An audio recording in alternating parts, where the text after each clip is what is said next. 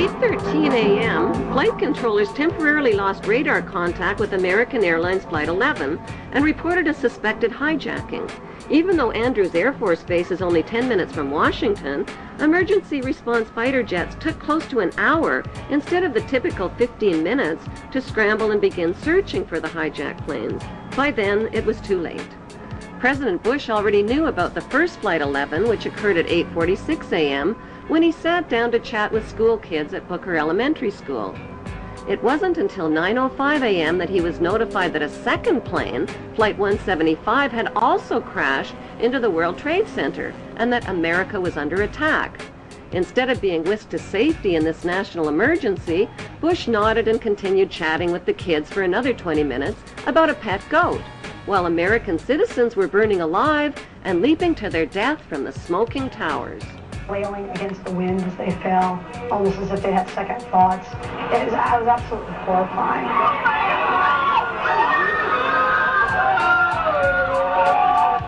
And you don't have to be a conspiracy theorist to wonder exactly what President George W. Bush knew about the attack, and when he knew it. According to the official White House version, it was at this moment in a Florida classroom that Bush learned the second plane had hit the World Trade Center and that the U.S. was under attack. But here's what George Bush himself said almost 3 months later when asked about September 11th.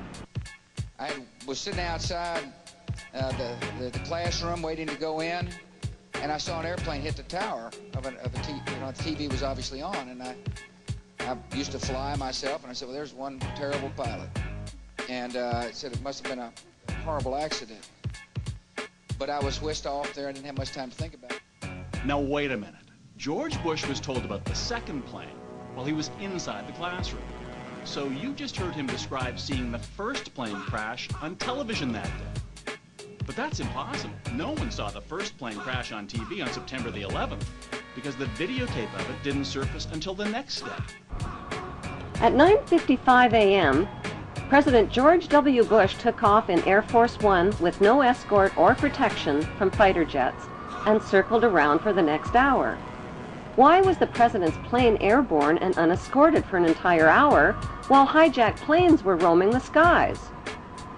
The inexperienced hijacker pilots who took only a simulated flying course reportedly flew the third hijacked plane, Flight 77, into a Top Gun 270-degree turn, bypassed the offices of the Joint Chiefs of Staff, and crashed into an insignificant part of the Pentagon that was under renovation.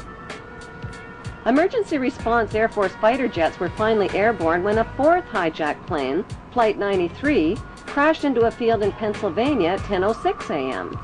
The media reported that passengers overpowered the hijackers, but nearby residents saw U.S. fighter jets overhead and gave eyewitness reports of debris falling from the sky.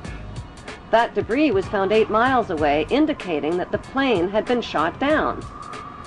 Within hours of the 911 hijackings, a massive Blame the Muslims campaign was launched by CNN and the media and continues to this day. In less than 48 hours, the names and mugshots of 19 accused Muslims were flashed across TV screens. If government investigators knew nothing, how did they identify 19 Muslim men as the hijackers so fast, from fake passports and with no DNA evidence? How could Muhammad Atta's passport survive the fireball explosion that supposedly cremated him, fly out of his pocket, fly out of the incinerated plane, flutter to the ground into 2 feet of debris, and end up in readable condition in the hands of investigators, all within 48 hours? Why did 19 Muslim men even need passports on domestic flights? How were passports found but not the plane's voice recorders? Why did the hijackers need passports they would never use again after their suicide flights? And why were the 19 accused Muslims not under surveillance on 911 if they were so easy to identify?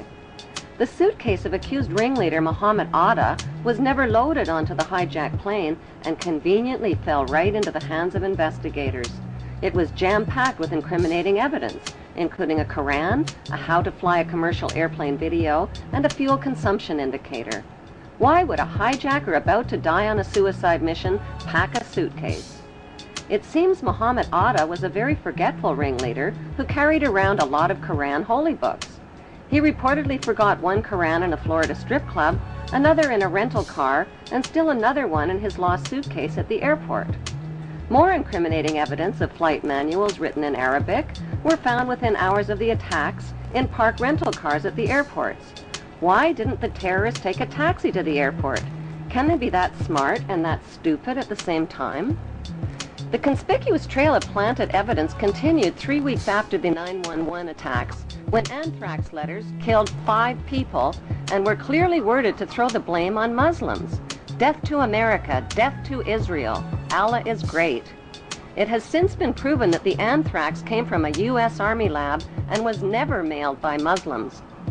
Were the 19 Muslims accused of the hijacking set up as patsies and framed? If so, who set them up? Right after the attacks, CNN deceptively and repeatedly showed an airport security video of Mohammed Atta. CNN neglected to tell viewers that the video showed Mohammed Atta boarding a plane at Portland, Maine, not the hijacked plane. There are no airport security videos of any of the 19 accused Muslims boarding any of the hijacked planes. Right after the 9/11 attacks, CNN reported that the U.S. government had a tape recording of Osama bin Laden telling his mother that something big was about to happen and that she wouldn't be seeing him for a while. CNN later acknowledged that the report was false. Osama bin Laden consistently denied being involved in 9/11 and claimed the Israeli Zionists were behind the attacks. According to Japanese, Chinese, and Indian news reports, Osama bin Laden was killed in Afghanistan in the fall of 2001 and was buried in an unmarked grave by his own men.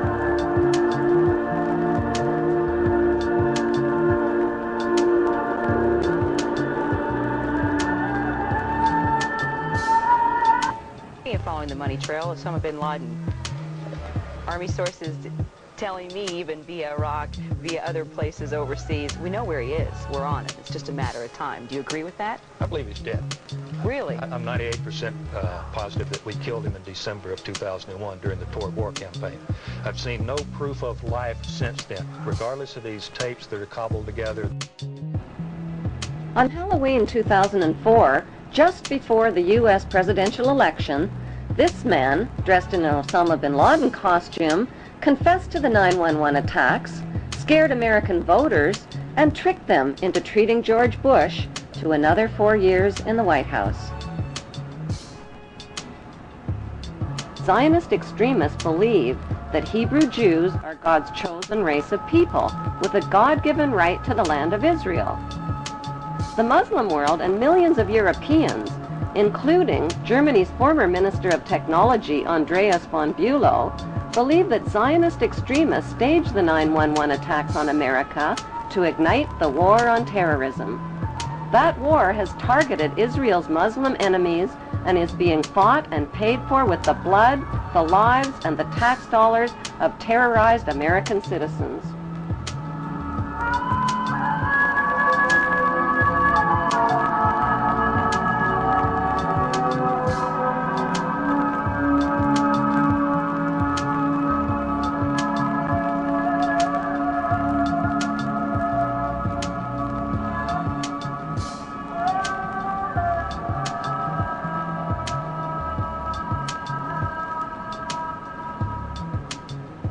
Half the world believes that 9/11 was a conspiracy carried out by Islamic Muslim extremists with financing from Muslim charities.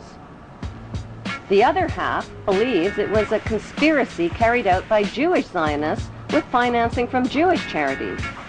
Is there any evidence to support that belief? Since 9/11, FBI Director Mueller, BBC News, and ABC have confirmed that 7 of the 19 Muslims whose mugshots were flashed around the world did not die in the 9/11 crashes. They are alive and well and are victims of identity theft. An 8th accused Muslim died 1 year before the 9/11 hijackings even occurred. Who stole their identities and why isn't the FBI looking for them? If the hijackers really were Muslims, why would they steal the identities of fellow Muslims and implicate them? Wouldn't they be more likely to steal Israeli identities and put the blame on Israelis? If the hijackers were Israelis, wouldn't they be likely to steal the identities of Muslims and put the blame on Muslims? Even though no one has been officially charged or convicted of the 9/11 hijackings, CNN and the 5 Western media monopolies have exclusively sold the American people on a Muslim conspiracy. Unfortunately, the only eyewitnesses capable of positively identifying the hijackers died on board the hijacked planes.